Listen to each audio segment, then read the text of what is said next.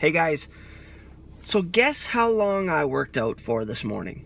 We have to be an example for our patients. We have to be an example for our family members. We have to be an example for those that are potential patients. If we want to be a leader, you have to be the kind of person that's doing what you say that people should be doing. So guess how long I worked out this morning? 4 minutes. That's it. That's all I had. I had no more than 4 minutes. It's all I had. I got up with the intention of doing a half-hour workout, and the cat had puked on the ground, and I had to clean that up, and it got between the boards and the hardwood floors, and then I saw an email. I had to do that, and then Jake was up. He shouldn't have been up that early, but he was up, and so I had a grand total of maybe 10 push-ups. I skipped for a minute. I did some chin-ups. I did some curls and a couple squats and a wall sit and a plank, and I was done. And that's it. That's all I had time for. And I just had a report with patients, and I said to them, I says, how long do you think I worked out for this morning? And they're like, an hour, 25 minutes, 40 minutes, whatever. And they were all shocked when I said 4 minutes.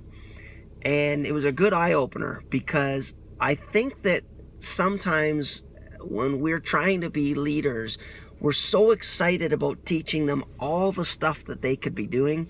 They could be eating healthier. They could be eating, non-GMO foods, all organic, all fresh. They could be exercising, doing burst training, doing some type of cardio, doing some type of muscle resistance. They need to be doing their spinal hygiene, doing their traction, doing their whatever, doing their spiritual time. And I know that I personally have made patients feel guilty about what they're not doing. In my excitement to set an example for a high standard, I've made people feel guilty. And that's the exact opposite of what we should be doing. See, I put a sign up today that said, take imperfect action. And I wrote it on a sheet of paper for like 10 people already this morning.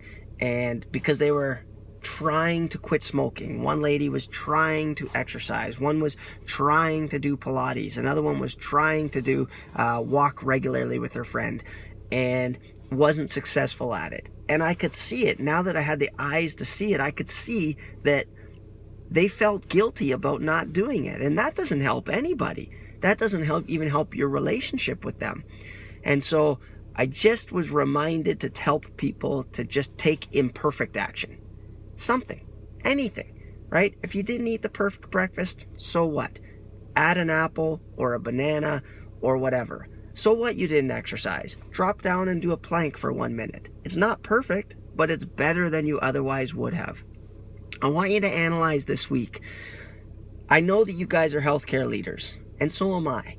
But I think sometimes as leaders, we forget that we don't just set the standard, we also have to help people create steps to get to where that standard is. And everybody's totally different. And so I want you to evaluate, are there times that maybe quietly when you're talking to your patient about all the stuff that they can do, maybe quietly they're sitting there going, you're an asshole. I can't even bend my knees because they're so sore. So you going on and on and on about all these different things that I could do, you don't get me. And if they think that you don't get them, then your connection is gone.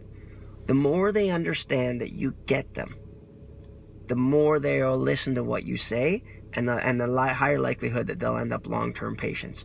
So rather than giving the blanketed same advice to everybody, maybe just ask them a question, right? So today after the report, somebody said, well, I don't know where to start. And I just, instead of just jumping in and telling them all the stuff that they could do, I just asked them, well, what do you think is something that you could do that if you did it, you'd feel good about it? And she said, I like making soup. I'm like, okay, well, let's start there. How often would it be good for you to make soup? And she's like, well, I make really healthy soup. So if I ate it, 3 times a week, that would be a good start. I go, okay. So between now and next time I see you, which is 2 weeks from now, let's say you make soup 4 times. I know you said 3 times, but let's shoot for 4. And if you hit 6, then that's great. And she said, okay. And I go, and I'm going to write it in big capital letters in your file that that's what you're going to try to do. And she said, sounds good. And the same thing with somebody who wanted to exercise. I just said, well, what would you feel good about? And they're like, I'd feel good if I walked every day. I go, well, how about we say walk twice a week? And if you do more, that's good. And they're like, yeah, that's great. I'm like, is it doable? They're like, totally.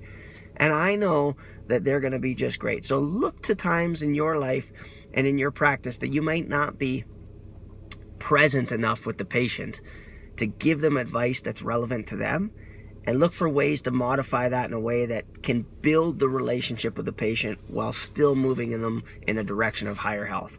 Take imperfect action. I think it's a great message. Have a great day.